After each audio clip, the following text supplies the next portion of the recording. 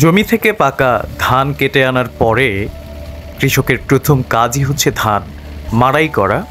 আটি থেকে পাকা ধানগুলো আলাদা করার প্রক্রিয়াকেই বলা হয় ধান মাড়াই।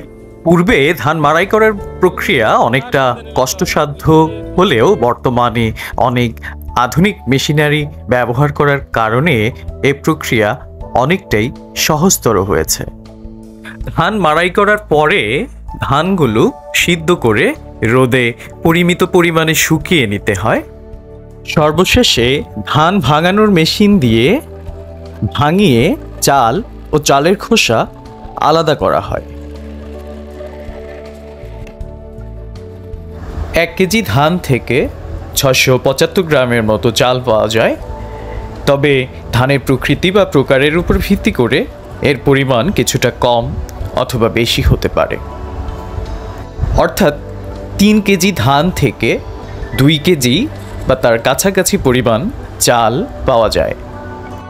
বাংলাদেশে চালের বার্ষিক চাহিদা 3,60,00,000 মেট্রিক টনের মতো। এর মধ্যে 2,60,00,000 মেট্রিক টন চাল মানুষ খাবার হিসেবে ব্যবহার হয় এবং অবশিষ্ট 1 কোটি মেট্রিক টনের মতো চাল প্রয়োজন হয় পোলট্রি ফিড এবং ধানের বীজ হিসেবে। 2023-24 সালে বাংলাদেশে প্রায় 4 কোটি মেট্রিক টনের মতো ধান উৎপাদন হয়।